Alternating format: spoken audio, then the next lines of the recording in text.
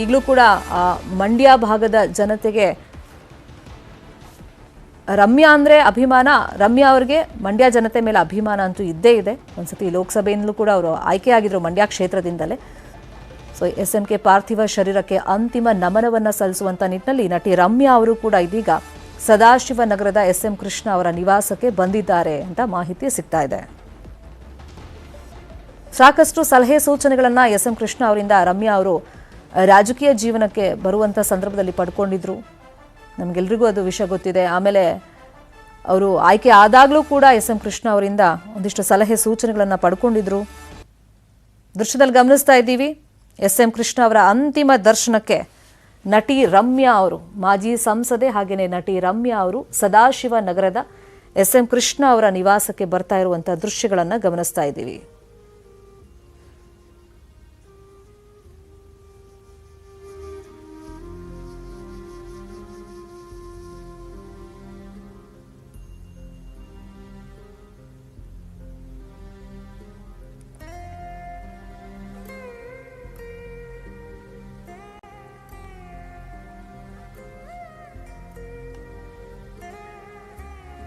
ದೃಶ್ಯದಲ್ಲಿ ಗಮನಿಸ್ತಾ ಇದ್ದೀವಿ ರಮ್ಯಾ ಅವರು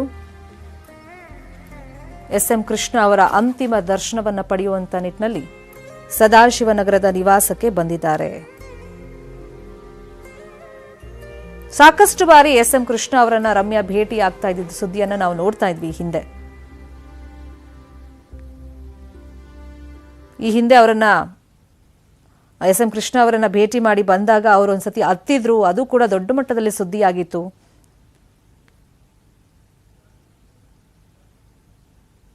ಅಂದ್ರೆ ರಾಜಕೀಯ ಜೀವನದಲ್ಲಿ ಒಂದಿಷ್ಟು ಸಲಹೆ ಸೂಚನೆಗಳನ್ನ ರಮ್ಯಾ ಏನು ಪಡ್ಕೊಂಡಿದ್ರು. ಅದಾದ್ಮೇಲೆ ರಮ್ಯಾ ಅವರು ಸೋತಿದ್ರು ಕೂಡ ನೆಕ್ಸ್ಟ್ ಟರ್ಮ್ ಅಲ್ಲಿ. ಸೊ ಆಗ ರಾಜಕೀಯ ವಲಯದಲ್ಲಿ ಚರ್ಚೆ ಆಗ್ತಾ ಇದ್ದಿದ್ದು ಒಂದಿಷ್ಟು ಸ್ಥಾನಮಾನದ ಬೇಡಿಕೆಯನ್ನ ಇಟ್ಕೊಂಡಿದ್ರು ರಮ್ಯಾ ಅವರು. SM ಕೃಷ್ಣ ಅವರನ್ನ ಪದೇ ಪದೇ ಭೇಟಿ ಆಗ್ತಿದ್ದಾರೆ ಇಂಥದ್ದೆಲ್ಲ ಮಾತುಗಳು ಬಂದಿತ್ತು. ಆಗ SM ಕೃಷ್ಣ ಅವರನ್ನ ರಮ್ಯಾ ಅವರು ಭೇಟಿ ಮಾಡಿ ಹೊರಗಡೆ ಬಂದಾಗ ಕಣ್ಣೀರನ್ನ ಹಾಕಿದ್ರು ಮಾಧ್ಯಮದ ಮುಂದೆ. ಅದು ದೊಡ್ಡ ಮಟ್ಟದಲ್ಲಿ ಸುದ್ದಿಯಾಗಿತ್ತು. SM ಕೃಷ್ಣ ಅವರ ಬಾಲ್ಯ ಜೀವನ ಅಂದ್ರೆ ಆ ಫೋಟೋಸ್ಗಳನ್ನು ಕೂಡ ತೋರಿಸ್ತಾ ಇದ್ದೀವಿ. ಇನ್ನೊಂದು ಕಡೆ ರಮ್ಯಾ ಅವರು ಇನ್ಫ್ಯಾಕ್ಟ್ ಸಿನಿಮಾ ರಂಗದಲ್ಲಿ ಸಾಕಷ್ಟು ಯಶಸ್ಸನ್ನ ಕಂಡಿದಂತ ರಮ್ಯಾ ರಾಜಕಾರಣದಲ್ಲೂ ಮೊದಲ ಬಾರಿಗೆ ಗೆಲುವನ್ನ ಸಾಧಿಸುವಂತ ನಿಟ್ಟಿನಲ್ಲಿ SM ಕೃಷ್ಣ ಅವರ ಪಾತ್ರ ತುಂಬಾನೇ ಇದೆ. ಯಾಕಂದ್ರೆ ಅವರು ಆಯ್ಕೆ ಮಾಡ್ಕೊಂಡಿದ್ದು ಮಂಡ್ಯ ಕ್ಷೇತ್ರವನ್ನ ಎಲೆಕ್ಷನ್ಗೆ ನಿಲ್ಲೋದಕ್ಕೆ. ಸೊ ಆ ನಿಟ್ಟಿನಲ್ಲಿ SM ಕೃಷ್ಣ ಅವರ ಸಹಕಾರವನ್ನ ಕೂಡ ಆ ಟೈಮ್ನಲ್ಲಿ ರಮ್ಯಾ ಅವರು ಕೇಳಿದ್ರು. ಒಂದು ಲೆಕ್ಕದಲ್ಲಿ ಗೆಲ್ಲೋದಕ್ಕೆ SM ಕೃಷ್ಣ ಅವರು ಪ್ರಮುಖ ಪಾತ್ರ ಅಂತ ಹೇಳಿದ್ರು ತಪ್ಪಾಗೋದಿಲ್ಲ. ಆ ನಿಟ್ಟಿನಲ್ಲಿ ರಮ್ಯಾ ಅವರು ಕೃಷ್ಣ ಅವರ ಅಂತಿಮ ದರ್ಶನವನ್ನು ಪಡ್ಕೊಳ್ಳೋದಕ್ಕೆ ಸದಾಶಿವನಗರಕ್ಕೆ ಬಂದಿದ್ದಾರೆ. ಮತ್ತಷ್ಟು ಸುದ್ದಿ ನೋಡ್ತಾ ಹೋಗೋಣ ಚಿಕ್ಕದೊಂದು ಬ್ರೇಕ್ ಆದ್ಮೇಲೆ.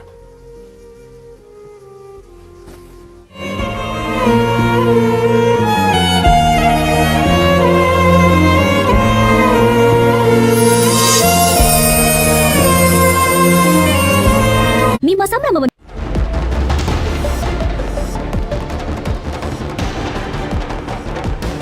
ಮಾಜಿ CM ಮಾಜಿ ಕೇಂದ್ರ ಸಚಿವರಾಗಿರ್ತಕ್ಕಂತಹ ಬಿಜೆಪಿ ಹಿರಿಯ ನಾಯಕ SM ಕೃಷ್ಣ ಅವರು ನಿಧನರಾಗಿದ್ದಾರೆ ಅಂತಕ್ಕಂತಹ ಸುದ್ದಿ ಸಿಕ್ಕಿದೆ. ಇನ್ನು ಮಧ್ಯರಾತ್ರಿ ಸುಮಾರು 2:30 ಸಮಯದಲ್ಲಿ ಬೆಂಗಳೂರಿನ ಏನು ಸದಾಶಿವನಗರ ಇದೆ, ಸದಾಶಿವನಗರದಲ್ಲಿ ನಿಧನರಾಗಿರ್ತಕ್ಕಂಥ ಸುದ್ದಿ ಬರ್ತಾ ಇದೆ. ಆದ್ರೆ ಅವ್ರ ಕುಟುಂಬದಿಂದ ಅಧಿಕೃತವಾಗಿ ಘೋಷಣೆ ಮಾಡಬೇಕು. ಯಾಕೆಂದ್ರೆ ಹಿರಿಯರ ಚರ್ಚೆ ಮಾಡಬೇಕು ಎಲ್ಲರೂ. ಹಾಗಾಗಿ ಮತ್ತೆ ಸರ್ಕಾರಕ್ಕೆ ಮಾಹಿತಿ ನೀಡಬೇಕು. ಯಾಕಂದ್ರೆ ಮಾಜಿ ಮಿನಿಸ್ಟರ್ ಮತ್ತೆ ಹಾಗೆ ಕೇಂದ್ರದ ಮಾಜಿ ಸಚಿವರಾಗಿರ್ತಕ್ಕಂಥವ್ರು. ಹಾಗಾಗಿ ಅಫಿಷಿಯಲ್ ಆಗಿ ಅನೌನ್ಸ್ ಮಾಡಬೇಕು. ಏನಂದ್ರೆ SM ಕೃಷ್ಣ ಅವರಿಗೆ ಸುಮಾರು ದಿನದಿಂದ ವಯೋಸಹಜ ಕಾಯಿಲೆ ಇತ್ತು. ಅವ್ರಿಗೆ ಈಗ 92 ವರ್ಷ. ಹಾಗಾಗಿ ಅವರು ಪದೇ ಪದೇ ಆಸ್ಪತ್ರೆಗೆ ಹೋಗುವಂಥದ್ದು, ಟ್ರೀಟ್ಮೆಂಟ್ ತಗೊಳ್ಳುವಂಥದ್ದು ನಡೀತಾ ಇತ್ತು. ಕೆಲ ದಿನಗಳಿಂದಷ್ಟೇ DK ಶಿವಕುಮಾರ್ ಇರ್ಬೋದು ಮತ್ತೆ ಬೇರೆ ಬೇರೆ ನಾಯಕರೆಲ್ಲ SM ಕೃಷ್ಣ ಅವ್ರನ್ನ ಭೇಟಿ ಮಾಡಿ ಅವರ ಆರೋಗ್ಯದ ಬಗ್ಗೆ ವಿಚಾರಣೆ ಮಾಡಿದ್ರು. ಆಮೇಲೆ ಹೇಳಿದೆ 92 ವರ್ಷ ಅಂತ ಅವ್ರಿಗೆ ಶ್ವಾಸಕೋಶದ ಸೋಂಕಿತ್ತು. ಸೊ ಮಣಿಪಾಲ್ ಹಾಸ್ಪಿಟಲ್ ಕೂಡ ಅಡ್ಮಿಟ್ ಆಗಿದ್ರು. ಯಾವಾಗ ಅಂದ್ರೆ ಏಪ್ರಿಲ್ 29ರಂದು. ಸೊ ಹೀಗಾಗಿ ಅವರಿಗೆ ಕಾಯಿಲೆ ಇತ್ತು ಸುಮಾರು ದಿನದಿಂದ. ಇತ್ತೀಚೆಗೆ ಎಷ್ಟು ಹೊರಗಡೆ ಓಡಾಡ್ತಿರ್ಲಿಲ್ಲ ಅವರು. ಇತ್ತೀಚೆಗಷ್ಟೇ ಹೊರಗಡೆ ಎಲ್ಲ ಓಡಾಡ್ತಿರ್ಲಿಲ್ಲ. ಅಂದ್ರೆ ಮನೇಲೇ ಇದ್ರು. ಒಂದ್ ರೀತಿ ಮನೇಲೆ ರೆಸ್ಟ್, ತುಂಬಾ ಆರೋಗ್ಯ ಕೆಟ್ಟಿದ್ರಿಂದ ಮನೇಲೆ ರೆಸ್ಟ್ ಮಾಡ್ತಾ ಇದ್ರು. ಹೀಗಾಗಿ ಸುಮಾರು ಜನ ನಾಯಕರು ಅವ್ರನ್ನ ಭೇಟಿ ನೀಡ್ತಾ ಇದ್ರು. ಭೇಟಿ ನೀಡಿ ಆರೋಗ್ಯನ ವಿಚಾರಣೆ ಮಾಡ್ತಾ ಇದ್ರು. ಇನ್ನೇನು ಸ್ವಲ್ಪ ಹೊತ್ತಲ್ಲಿ ಅಥವಾ ಒಂದಿಷ್ಟು ಬೆಳಗಾದ ನಂತರ ಅವ್ರ ಮನೆಯಿಂದ ಅಧಿಕೃತವಾಗಿ ಮಾಧ್ಯಮಗಳಿಗೆ ಮಾಹಿತಿ ನೀಡಿ ಅಂತ ಕೆಲಸ ಆಗ್ಬೋದು. ಮತ್ತೆ ಎಸ್ ಎಂ ಕೃಷ್ಣ ಅವ್ರನ್ನ ನಾವು ನೋಡ್ತಾ ಹೋದ್ರೆ ಒಂದು ರಾಜಕೀಯದಲ್ಲಿ ಅವರು ಅಜಾತ ಶತ್ರು, ತುಂಬಾ ಓದ್ಕೊಂಡಿದ್ರು, ಫಾರಿನ್ ಎಲ್ಲ ಓದ್ಕೊಂಡಿದ್ರು ಅವರು. ಹಾಗಾಗಿ ಅವರ ಮಾತು ತುಂಬಾ ವೈಟೇಜ್ ಇತ್ತು. ಮತ್ತೆ ಅವರು ಕಾಂಗ್ರೆಸ್ನಲ್ಲಿ ಮುಖ್ಯಮಂತ್ರಿ ಆಗಿದ್ದರು. ಈಗ ಏನು ಕೆಲವೇ ರಾಜಕೀಯದ ಕೊನೆ ದಿನಗಳಲ್ಲಿ ಅವರು ಬಿಜೆಪಿ ಜಾಯ್ನ್ ಆದ್ರು. ಕೇಂದ್ರದಲ್ಲಿ ಅವರು ವಿದೇಶಾಂಗ ಸಚಿವರಾಗಿರ್ತಕ್ಕಂಥವ್ರು ಸೋನಿಯಾ ಗಾಂಧಿ, ರಾಹುಲ್ ಗಾಂಧಿ ಮತ್ತೆ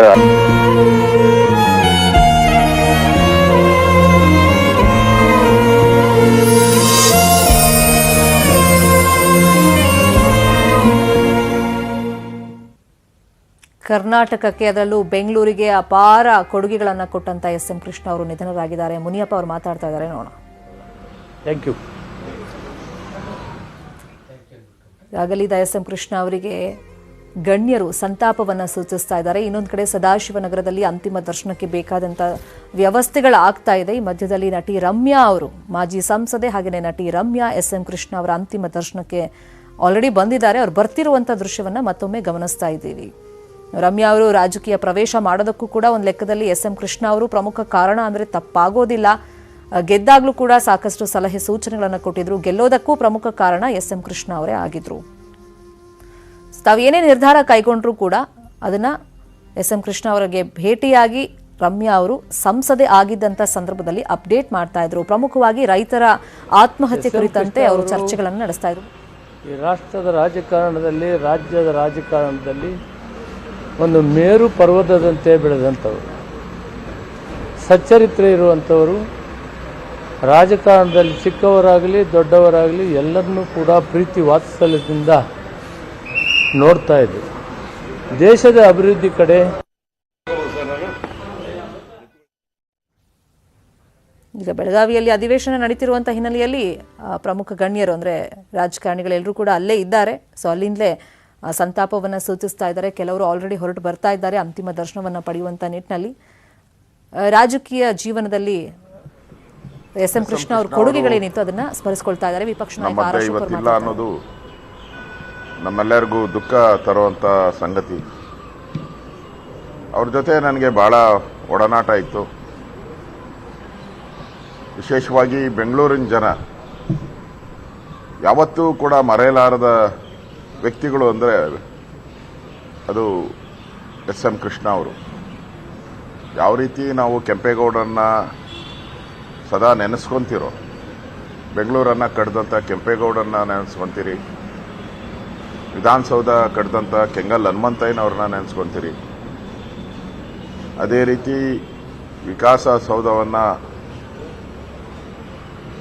ಕಟ್ಟಿ ಬೆಂಗಳೂರಿಗೆ ಮೆರಗನ್ನ ಕೊಟ್ಟಂಥವರು. ಬೆಂಗಳೂರಲ್ಲಿ ITBT ಬರಬೇಕಾದ್ರೆ ಮುಖ್ಯ ಕಾರಣ ಇವತ್ತು ನಮಗೆ ದೇಶದ ಆದಾಯಕ್ಕೆ, ಕರ್ನಾಟಕದ ಆದಾಯಕ್ಕೆ ವಿಶೇಷವಾಗಿ ಕಾಣಿಕೆಯನ್ನು ಕೊಟ್ಟಂಥ IT ಮತ್ತು BT ಕಂಪನಿಗಳು. ಅವತ್ತು ಅಟಲ್ ಬಿಹಾರಿ ವಾಜಪೇಯಿ ಅವರ ಕೇಂದ್ರ ಸರ್ಕಾರ ಇದ್ದಾಗ ರಾಜ್ಯದಲ್ಲಿ ಎಸ್ ಎಂ ಕೃಷ್ಣ ಅವರು ಈ ಕರ್ನಾಟಕಕ್ಕೆ ITBT ಕಂಪನಿ ತರೋ ಮುಖಾಂತರ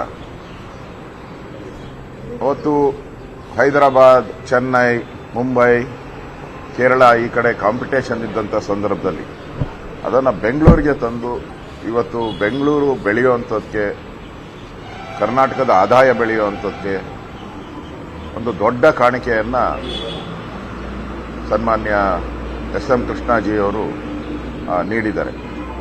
ಬೆಂಗಳೂರು ಜನ ಯಾವತ್ತೂ ಕೂಡ ಮರೆಯೋಕ್ಕೆ ಸಾಧ್ಯ ಆಗದಂಥ ಅಭಿವೃದ್ಧಿ ಕಾರ್ಯಗಳನ್ನು ಬೆಂಗಳೂರಲ್ಲಿ ಅಭಿವೃದ್ಧಿ ಕಾರ್ಯಕ್ಕೆ ವಿಶೇಷ ಚಾಲನೆಯನ್ನು ಕೊಟ್ಟಂಥವರು ಎಸ್ ಎಂ ಕೃಷ್ಣ ಅವರು. ಅವರು MLA ಆಗಿ, ಸ್ಪೀಕರ್ ಆಗಿ, ಉಪಮುಖ್ಯಮಂತ್ರಿಗಳಾಗಿ, ಮುಖ್ಯಮಂತ್ರಿಗಳಾಗಿ, ಕೇಂದ್ರ ಸಚಿವರಾಗಿ, ರಾಜ್ಯಪಾಲರಾಗಿ ಈ ಥರ ಹಲವಾರು ಹುದ್ದೆಗಳನ್ನು ನಿಭಾಯಿಸಿದ್ದಾರೆ, ಸಮರ್ಥವಾಗಿ ನಿಭಾಯಿಸಿದ್ದಾರೆ. ಜನ ಮೆಚ್ಚೋ ರೀತಿ, ದೇಶ ಮೆಚ್ಚೋ ರೀತಿ ಒಂದು ಆಡಳಿತವನ್ನು ಕೊಟ್ಟಿದ್ದಾರೆ. ನೀರಾವರಿ ಕ್ಷೇತ್ರದ ವಿಶೇಷವಾಗಿ ನೀರಾವರಿ ಕ್ಷೇತ್ರ ಇರ್ಬೋದು, ಎಲ್ಲ ಕ್ಷೇತ್ರದಲ್ಲೂ ಅವರು ತಮ್ಮದೇ ಆದಂಥ ಒಂದು ಅಭಿವೃದ್ಧಿ ಮಾಡೋ ಮುಖಾಂತರ ಛಾಪನ್ನು ಒತ್ತಿದ್ದಾರೆ. ನಿಜಕ್ಕೂ ಅವರ ಒಡನಾಟ, ನಾನು ಕೂಡ ಅವ್ರ ಮನೆಗೆ ಬಹಳಷ್ಟು ಸರಿ ಹೋಗಿದ್ದೀನಿ. ಅವರು ಕಾಂಗ್ರೆಸ್ ಬಿಟ್ಟು ಬಿಜೆಪಿಗೆ ಬಂದಂಥ ಸಂದರ್ಭದಲ್ಲಿ ನಾನೇ ಅವರನ್ನು ಬೆಂಗಳೂರಿಂದ ದೆಹಲಿಯವರೆಗೂ ಕರ್ಕೊಂಡು ಹೋಗಿದ್ದೆ, ಅವ್ರ ಜೊತೆನೇ ಇದ್ದೆ. ಅದಾದ್ಮೇಲೂ ಕೂಡ ನಮ್ಮದೇ ಯಾವುದೇ ಸಂದರ್ಭ ಬಂದ್ರೂ ಕೂಡ ಬಸವರಾಜ ಬೊಮ್ಮಾಯಿ ಅವರು ಮುಖ್ಯಮಂತ್ರಿ ಆದಂಥ ಸಂದರ್ಭ ಇರ್ಬೋದು, ನಾವು ಮಂತ್ರಿ ಆದಂಥ ಸಂದರ್ಭ ಇರ್ಬೋದು, ಎಲ್ಲ ಸಂದರ್ಭದಲ್ಲೂ ಕೂಡ ಅವರ ಹುಟ್ಟುಹಬ್ಬ, ಈ ಥರದ ಎಲ್ಲ ಸಂದರ್ಭದಲ್ಲೂ ಅವರ ಮನೆಗೆ 10 ಬಾರಿ ಭೇಟಿ ಮಾಡಿದ್ದೀನಿ. ಅವರಂಥ ವಾಗ್ಮಿ, ಅವರ ಮಾತುಗಳು ಕೂಡ ನಾವು ಡಿಕ್ಷನರಿಯಲ್ಲಿ ಹುಡುಕಿದ್ರೂ ಸಿಗಲ್ಲ. ಆ ರೀತಿಯಾದಂಥ ಕನ್ನಡ ಪದಗಳನ್ನು, ಇಂಗ್ಲಿಷ್ ಪದಗಳನ್ನು ಬಹಳ ಸ್ವಚ್ಛವಾಗಿ ಅಡೆತಡೆ ಇಲ್ಲದೆ ಮಾತಾಡ್ತಾ ಇದ್ರು. ಈ ವಯಸ್ಸಲ್ಲೂ ಕೂಡ ಅವರ ಕೊನೆಯ ದಿನಗಳಲ್ಲೂ ಕೂಡ ಅವರು ಯಾವುದಾದ್ರೂ ಮಾಧ್ಯಮದ ಹತ್ರ ಮಾತಾಡಬೇಕಾದ್ರೆ ಅವರು ಯಾವುದೇ ತಯಾರಿ ಇಲ್ಲದೆ, ಯಾವುದೇ ಪತ್ರ ಇಲ್ಲದೆ ಆರಾಮ್ಸೆ ಮಾತಾಡ್ತಾ ಇದ್ರು. ಆ ಥರದ ಒಂದು ವಾಗ್ಮಿತನವನ್ನು ಅವರು ಮಾಧ್ಯಮದ ಜೊತೆನೂ ಕೂಡ ಬಹಳ ಸಂಬಂಧ ಇದ್ದಂಥವರು. ಇವತ್ತು ಅವರ ನಿಧನ ಆಗಿರುವಂಥದ್ದು ನಮ್ಮೆಲ್ಲರಿಗೂ ಬಹಳ ನೋವಾಗಿದೆ, ವಿಶೇಷವಾಗಿ ನೋವಾಗಿದೆ. ಈಗ ಬೆಳಗ್ಗೆ ಸ್ಪೀಕರ್ ಅವರು ಸಹ ಫೋನ್ ಮಾಡಿದ್ರು, ವಿಧಾನಸಭಾ ಅಧಿವೇಶನದ ಬಗ್ಗೆ 10 ಗಂಟೆಗೆ ಸಭೆನೂ ಕೂಡ ಕರೆದಿದ್ದೀರಿ. ಆ ಸಭೆಯಲ್ಲಿ ತೀರ್ಮಾನ ಆಗುತ್ತೆ, ಏನು ಇವತ್ತಿನ ಅಧಿವೇಶನ ಹೇಗೆ ನಡಿಬೇಕು ಅನ್ನೋದ್ರ ಬಗ್ಗೆನೂ ಕೂಡ ತೀರ್ಮಾನ ಆಗುತ್ತೆ. ನನಗಿರುವಂಥ ಮಾಹಿತಿ ಪ್ರಕಾರ ನಾಳೆ ಅವರ ಅಂತಿಮ ಸಂಸ್ಕಾರ ನಾಳೆ ನಡೆಯೋದಿದೆ. ಸೊ ಈ ಎಲ್ಲ ಕಾರಣಕ್ಕೋಸ್ಕರನೂ ಕೂಡ ಇವತ್ತು ಸ್ಪೀಕರ್ ಅವರು 10 ಗಂಟೆಗೆ ಸಭೆ ಕರೆದಿದ್ದಾರೆ. ನಾವು ಕೂಡ ವಿನಂತಿ ಮಾಡ್ತೀರಿ ಸ್ಪೀಕರ್ ಅವ್ರಿಗೆ ಸದನದಲ್ಲಿ ಸಂತಾಪ ಸೂಚನೆ ಮಾಡೋದ್ರ ಜೊತೆಗೆ ಸದನವನ್ನು ಮುಂದೂಡಿ ಅವರಿಗೆ ಒಂದು ಗೌರವ ಸಲ್ಲಿಸುವಂಥದ್ದು ನಮ್ಮೆಲ್ಲರ ಕರ್ತವ್ಯ ಅಂತ ನಮ್ಮ ಸಲಹೆಯನ್ನು ಕೊಡ್ತೀರಿ. ಸ್ಪೀಕರ್ ಅವರು ಯಾವ ರೀತಿ ನಿಲುವನ್ನು ತೆಗೆದುಕೊಳ್ತಾರೆ, ನಮ್ಮ ಸಹಕಾರ ಕೊಡ್ತಾರೆ, ಎಲ್ಲ ಕೊಡ್ತಾರೆ ಅನ್ನೋ ವಿಶ್ವಾಸ ಇದೆ. ಅವ್ರಿಗೂ ಸ್ಪೀಕರು ಬಹಳ ನೋವಿನಿಂದ ಮಾತಾಡಿದ್ರು. ನಾವೆಲ್ಲರೂ ಕೂಡ ಅದರಲ್ಲಿ ಭಾಗಿಯಾಗಬೇಕಾಗಿದೆ. ಇಂಥ ಒಂದು ಸಂದರ್ಭ ಅಚಾನಕ್ಕಾಗಿ ನಮಗೆ ಬೆಳಗ್ಗೆ ಸುದ್ದಿ ತಿಳಿದ ತಕ್ಷಣ ಬಹಳ ನೋವಾಗಿದೆ. ಸೊ ವಿಧಾನಸಭೆ ನಡೀತಾ ಇರೋದ್ರಿಂದ ಬೆಳಗಾವಿಯಲ್ಲಿ ಕೂಡ ನಾನು ನಮ್ಮೆಲ್ಲ ಪ್ರಮುಖರ ಹತ್ರ ಮಾತಾಡಿದ್ದೀನಿ. ಎಲ್ಲ ಪ್ರಮುಖರ ಹತ್ರ ಮಾತಾಡಿ ಈ ಸಂದರ್ಭದಲ್ಲಿ ವಿಧಾನಸಭಾ ಅಧಿವೇಶನ ಹೇಗೆ ನಡಿಬೇಕು ಅನ್ನೋದ್ರ ಬಗ್ಗೆನೂ ಕೂಡ ನಾನು ಚರ್ಚೆ ಮಾಡ್ತಾ ಇದ್ದೀನಿ. ನಮ್ಮೆಲ್ಲರ ಅಭಿಪ್ರಾಯ ತೆಗೆದುಕೊಂಡು ಸ್ಪೀಕರ್ ಅವ್ರ ಜೊತೆ ಚರ್ಚೆಯನ್ನು ಮಾಡ್ತೀನಿ. ಆ ಥರ ಒಂದು ಪರಂಪರೆ ಇಲ್ಲ. ಇವತ್ತು ಚರ್ಚೆ ಅಂದರೆ ಸಂತಾಪ ಸೂಚನೆ ನಡೆಯುತ್ತೆ. ಅಂದರೆ ಮೇಡಮ್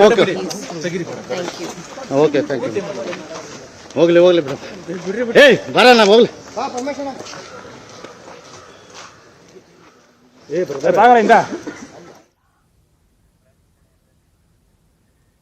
ಒಂದ್ ಕಡೆ ಬೆಳಗಾವಿ ಅಧಿವೇಶನದಲ್ಲಿ ಇರುವಂತಹ ಗಣ್ಯರು ಸಂತಾಪವನ್ನ ವ್ಯಕ್ತಪಡಿಸ್ತಾ ಇದ್ದಾರೆ.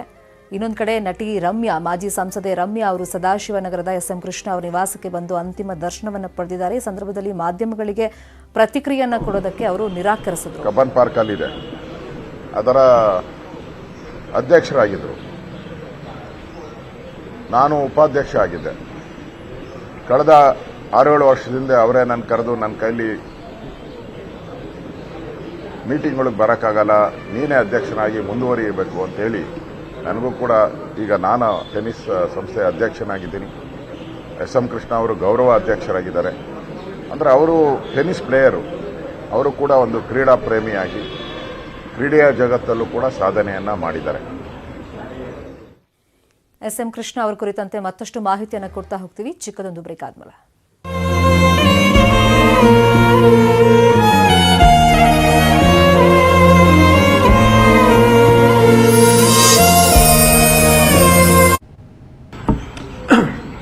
ಇವತ್ತು ಸದನದಲ್ಲಿ ನಮ್ಮದು ಅಜೆಂಡಾ ಇತ್ತು, ಆದರೆ ಈ ಘಟನೆ ಹಿನ್ನೆಲೆಯೊಳಗೆ ಇದು HK ಪಾಟೀಲ್ ಅವರ ಮಾತು.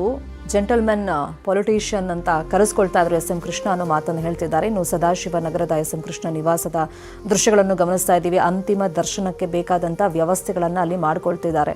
ಡಿ ಕೆ ಶಿವಕುಮಾರ್ ಅವರ ಪತ್ನಿಯನ್ನು ಗಮನಿಸ್ತಾ ಇದ್ದೀವಿ, ಮತ್ತು ಪುತ್ರಿ ಐಶ್ವರ್ಯ ಅವರು ಬೆಳಗಿನಿಂದಲೂ ಕೂಡ ಅಲ್ಲಿ ಅಂತಿಮ ದರ್ಶನಕ್ಕೆ ಬೇಕಾದಂಥ ತಯಾರಿಗಳು, ಭದ್ರತೆಯನ್ನು ಕೂಡ ಅಲ್ಲಿ ಪರಿಶೀಲನೆಯನ್ನು ಮಾಡ್ತಾ ಇದ್ರು. ಪೊಲೀಸ್ ಕಮಿಷನರ್ ಬಿ ದಯಾನಂದ್ ಅವರು ಕೂಡ ಎಸ್ ಎಂ ಕೃಷ್ಣ ನಿವಾಸಕ್ಕೆ ಬಂದಿದ್ದಾರೆ. ಅಂತಿಮ ದರ್ಶನಕ್ಕೆ ಗಣ್ಯರು ಬರುವಂಥ ಹಿನ್ನೆಲೆಯಲ್ಲಿ ಬೇಕಾದಂಥ ತಯಾರಿಗಳನ್ನು ಅಲ್ಲಿ ಮಾಡಿಕೊಳ್ತಾ ಇದ್ದಾರೆ. ಎಸ್ ಎಂ ಕೃಷ್ಣ ಬಗ್ಗೆ ಹೇಳೋದಾದರೆ, ಬೆಂಗಳೂರು ಇವತ್ತು ಎಷ್ಟು ಮುಂದುವರೆದಿದೆ, ITBT ಸಿಟಿ ಅಂತೆಲ್ಲ ಕರೆಸ್ಕೊಳ್ತಾ ಇದೆ. ಸೊ ಅದಕ್ಕೆ ಪ್ರಮುಖ ಕಾರಣ ಅಂತಂದರೆ ಎಸ್ ಎಂ ಕೃಷ್ಣ ಅವರ ಆಡಳಿತಾವಧಿಯಲ್ಲಿ ಅವರು ಮುಖ್ಯಮಂತ್ರಿ ಆಗಿದ್ದಾಗ ಕೈಗೊಂಡಂಥ ಕೆಲವು ಅಭಿವೃದ್ಧಿ ಯೋಜನೆಗಳು. ಇನ್ನೊಂದು ಕಡೆ ಎಸ್ ಎಂ ಕೃಷ್ಣ ಅವರು ಸಾಕಷ್ಟು ಇಂಟರ್ವ್ಯೂಗಳಲ್ಲಿ ಹೇಳ್ಕೊಂಡಿದ್ದಾರೆ, ನನಗೆ ಇನ್ನೊಂದಿಷ್ಟು ಅಧಿಕಾರ ಸಿಕ್ಕಿದ್ದಿದ್ರೆ, ನಾನು ಮುಖ್ಯಮಂತ್ರಿ ಆಗಿದ್ದಿದ್ರೆ ಬೆಂಗಳೂರು ಕುರಿತಂತೆ ನನ್ನ ಪರಿಕಲ್ಪನೆ ಇನ್ನಷ್ಟಿತ್ತು, ಆ ಯೋಜನೆಗಳನ್ನು ನಾನು ಇಂಟ್ರೊಡ್ಯೂಸ್ ಮಾಡಬೇಕು ಅಂತ ಇದ್ದೆ. ಇನ್ನು ಸಾಕಷ್ಟು ಅಡೆತಡೆಗಳು ಕೂಡ ಅವರ ಆಡಳಿತ ಅವಧಿಯಲ್ಲಿ ನಾವು ನೋಡಿದ್ದೀವಿ. ಇನ್ನು ಮದ್ದೂರಿನಿಂದ ಅವರು ಮೊದಲ ಬಾರಿಗೆ ಆಯ್ಕೆ ಆಗ್ತಾರೆ 1962ರಲ್ಲಿ. ಆಲ್ಮೋಸ್ಟ್ ರಾಜಕಾರಣದಲ್ಲಿ ಎಲ್ಲ ಹುದ್ದೆಯನ್ನು ಕೂಡ ಅಲಂಕರಿಸಿದರು ಎಸ್ ಎಂ ಕೃಷ್ಣ ಅವರು. 6 ದಶಕಗಳ ಸುದೀರ್ಘ ರಾಜಕೀಯ ಜೀವನವನ್ನು ನಡೆಸಿದವರು ಎಸ್ ಎಂ ಕೃಷ್ಣ ಅವರು. ಇತ್ತೀಚೆಗೆ ಪದ್ಮಶ್ರೀ ಪುರಸ್ಕೃತ ಕೂಡ ಅವರು ಆಗಿದ್ರು. ಕಳೆದ ಒಂದು 2-3 ತಿಂಗಳಿಂದ ತೀವ್ರ ಅನಾರೋಗ್ಯದ ಸಮಸ್ಯೆಯಿಂದ, ಅಂದರೆ ವಯೋಸಹಜ ಸಮಸ್ಯೆಗಳಿಂದ ಅವರು ಬಳಲ್ತಾ ಇದ್ರು. ಲಾಸ್ಟ್ ಟೈಮ್ ಆಸ್ಪತ್ರೆಗೆ ಸೇರಿದಾಗಲೂ ಕೂಡ ಸಾಕಷ್ಟು ಮಂದಿ ಅವರನ್ನು ಬಂದು ನೋಡ್ಕೊಂಡು ಹೋಗಿದ್ರು, ಪ್ರಾರ್ಥನೆಯನ್ನ ಮಾಡಿದ್ರು. ಎಸ್ ಎಂ ಕೃಷ್ಣ ಕುರಿತಂತೆ ಬಿಜೆಪಿ ರಾಜ್ಯಾಧ್ಯಕ್ಷ ವಿಜೇಂದ್ರ ಮಾತಾಡ್ತಾ ಇದ್ದಾರೆ.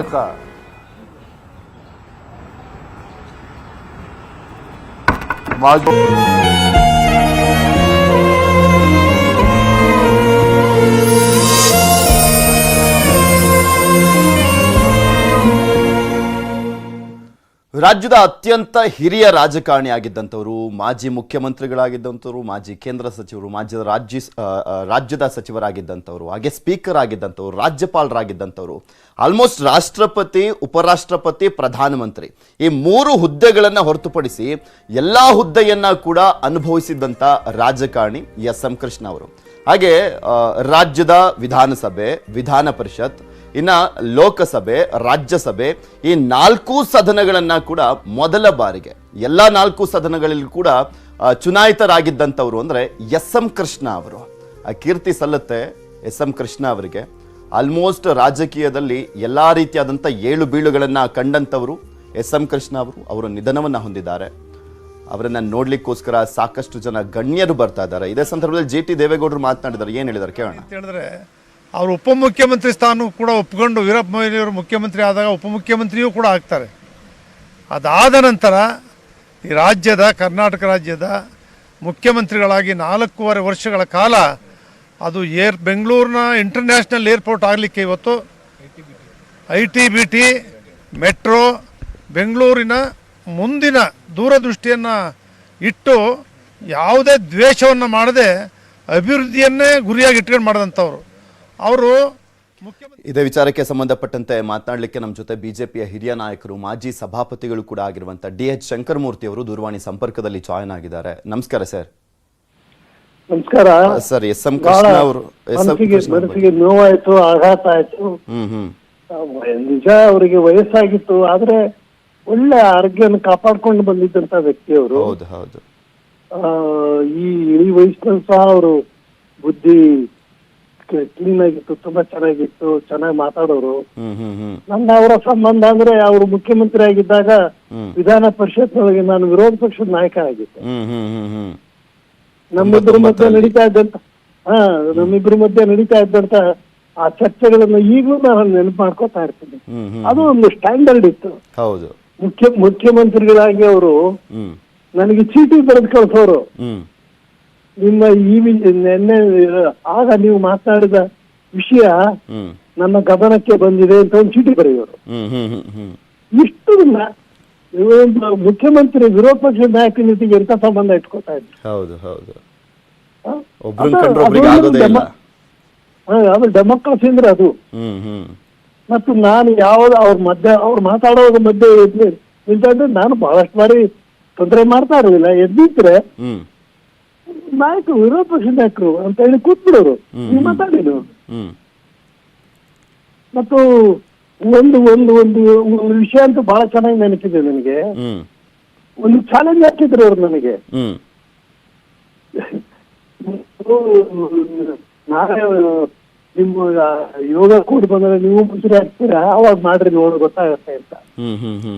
ಅವ್ರ ಮಾತುಕತೆಗಳು ನಮಗೂ ಅವ್ರಿಗೆ ನಡೀತಾ ಇತ್ತು. ಮತ್ತು ಆನ್ ವಿಷಯ ಟೆಕ್ನಿಕಲ್ ಪಾಯಿಂಟ್ಸ್, ಮಾಹಿತಿ ಎಂತ ಮಾಹಿತಿ ಇತ್ತು ಅವ್ರ ಹತ್ರ. ಏನು ಯಾವ್ದು ಪುಸ್ತಕ ಫೈಲು ರೆಫರ್ ಮಾಡದೆ ಉತ್ತರ ಕೊಡ ಅಂತ ಒಂದು ಅದ್ಭುತ ವ್ಯಕ್ತಿ, ಒಳ್ಳೆ ರಾಜಕಾರಣಿ. ಒಂದು ದೌರ್ಭಾಗ್ಯ ನಮ್ಮೆಲ್ಲರದ್ದು. ಅವರ ಅಂತಿಮ ಕ್ಷಣಗಳನ್ನು ಓದಬೇಕಾಗಿ ಬಂತು ನಾವು. ದೇವರವರ ಆತ್ಮಕ್ಕೆ ಶಾಂತಿ ಕೊಡ್ಲಿ ಅಂತ ಹೇಳಿ ನಾನು ಪ್ರಾರ್ಥನೆ ಮಾಡ್ತೇನೆ. ಮೇ ಬಿ ನಮ್ಮ ರಾಜ್ಯ ಕಂಡ ಅಪರೂಪದ ರಾಜಕಾರಣಿ ಅಂತ ಹೇಳಿದ್ರು ತಪ್ಪಾಗ್ಲಿಕ್ಕಿಲ್ಲ. ನಾನು ಆಗ್ಲೇ ಹೇಳ್ತಾ ಇದ್ದೆ ಡಿ.ಎಚ್. ಶಂಕರಮೂರ್ತಿ ಸರ್, ಇಲ್ಲಿ ಪ್ರಧಾನಮಂತ್ರಿ ಹುದ್ದೆ, ರಾಷ್ಟ್ರಪತಿ, ಉಪರಾಷ್ಟ್ರಪತಿ ಹುದ್ದೆಗಳಿಂದ ಹೊರತುಪಡಿಸಿ ರಾಜಕಾರಣದಲ್ಲಿ ಯಾವೆಲ್ಲ ಹುದ್ದೆಗಳು ಬರ್ತವೆ ಅದೆಲ್ಲವನ್ನೂ ಕೂಡ ನಿರ್ವಹಿಸಿದಂತ ಏಕೈಕ ವ್ಯಕ್ತಿ ನಮ್ಮ ರಾಜ್ಯದವರು ಅಂತ ಹೇಳಿದ್ರೆ ಅದು ಎಸ್.ಎಂ. ಕೃಷ್ಣ ಅವರು ಅಂತ. ಹೌದು, ಖಂಡಿತ ಹೌದು.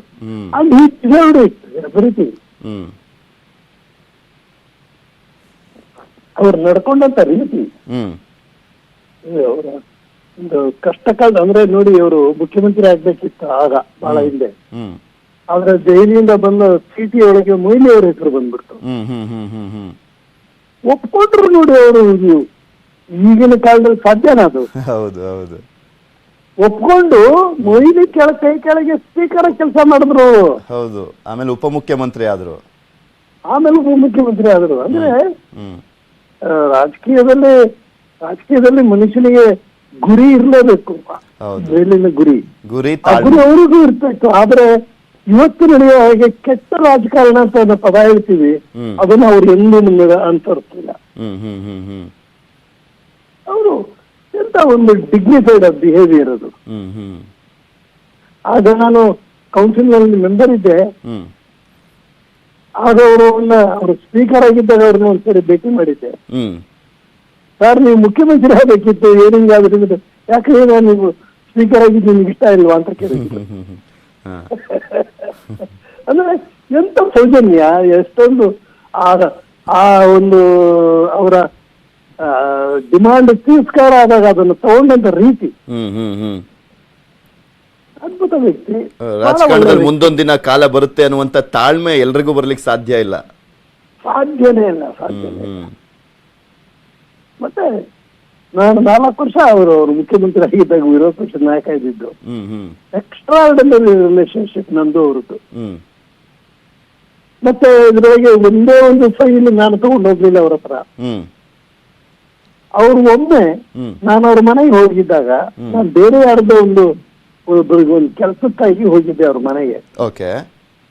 ಅವ್ರ ಮನೆಗೆ ಹೋದಾಗ, ಏನ್ರಿ ಇದು ನೀವು ಅಪರೂಪ ಬರೋದು ಇಲ್ಲಿ, ಬರ್ರಿ ನಮ್ಮ ಮನೆಗೆ, ನಿಮ್ಮ ಮನೆಗೆ ಸರ್ ಊಟಕ್ಕೆ ತಿಂಡಿಗೆ ಕರೆದ್ರೆ ಬರ್ತೀನಿ, ಬೇರೆ ಏನು ಕೆಲಸ ನನಗೆ ಅಂದೆ. 4 ದಿವಸದೊಳಗೆ ನನಗೊಂದು ಫೋನ್ ಬಂತು, ಸಾಯಂಕಾಲ ಓವರ್ ಕಪ್ ಆಫ್ ಟೀ ಮಾತಾಡ್ಬೇಕಂತೆ ಬನ್ನಿ ಅಂತ.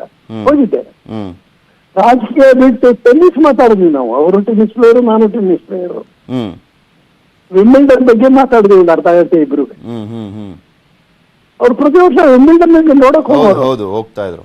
ಅಲ್ಲ, ಆಲ್ಮೋಸ್ಟ್ ಅವ್ರು 84-85 ಇಯರ್ಸ್ ವರ್ಗು ಅವ್ರು ಟೆನ್ನಿಸ್ ಆಡ್ತಿದ್ದನ್ನೆಲ್ಲ ನೋಡ್ತಾ ಇದ್ವಿ ನಾವು. ಫಿಟ್ನೆಸ್ ಕೂಡ ಕಾಪಾಡ್ಕೊಂಡಿದ್ರು. ಟೆನ್ನಿಸ್ ಆಡ್ಬೇಕು ಅಂದ್ರೆ ಫಿಟ್ನೆಸ್ ಬೇಕು. ನನಗೆ ಹೇಳೋರು, ಯಾವ್ದೇ ಕಾರಣಕ್ಕೆ ಟೆನ್ನಿಸ್ ಆಡೋದು ಬಿಡ್ಬೇಡಪ್ಪ, ನೀನು ಬಿಡಬೇಡಿ ಸಾರ್ ಅನ್ನೋರು. ನಾನು ಆಡ್ತಾ ಇದ್ದೆ, ಬಹಳ ವರ್ಷ ತನಕ ಆಡ್ತಾ ಇದ್ದೆ. ಹಾಗಾಗಿ ದೇವ್ರ ನನ್ಗೆ ಒಳ್ಳೆ ಆರೋಗ್ಯ ಕೊಟ್ಟಿದ್ದಾನೆ. ಆ ತರದ ವ್ಯಕ್ತಿಯವರು ಸ್ಪೋರ್ಟ್ಸ್ನವರಿಗೆ ಅಭಿರುಚಿ, ರಾಜಕೀಯದಲ್ಲಿ ಒಂದು ಶುಚಿತ್ವ ಇತ್ತು ರಾಜಕೀಯದಲ್ಲಿ. ಅಂತ ವ್ಯಕ್ತಿ ತಗೊಂಡಿವಿ, ದುಃಖ ಆಗ್ತದೆ, ಮನಸ್ಸಿಗೆ ನೋವಾಗ್ತದೆ.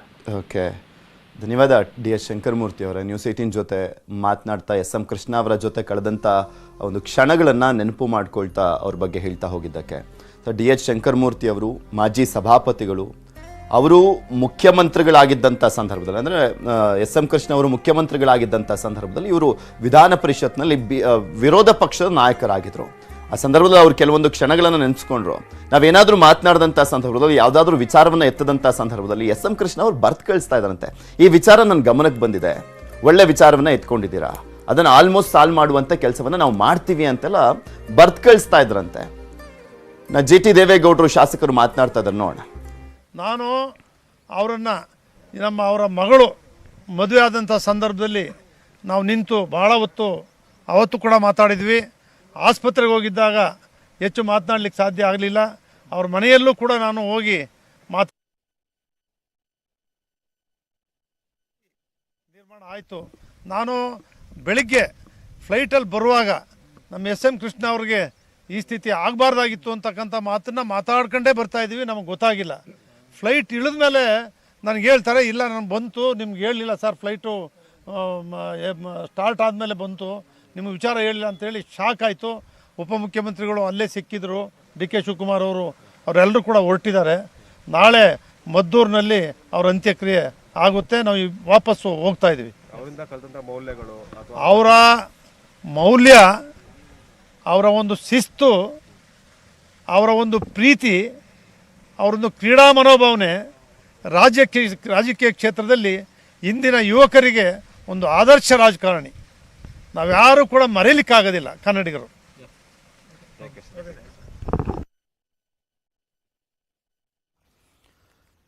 ಸೊ ಎಲ್ಲ ನಾಯಕರುಗಳು ಎಸ್ ಎಂ ಕೃಷ್ಣ ಅವರ ವಿಚಾರಕ್ಕೆ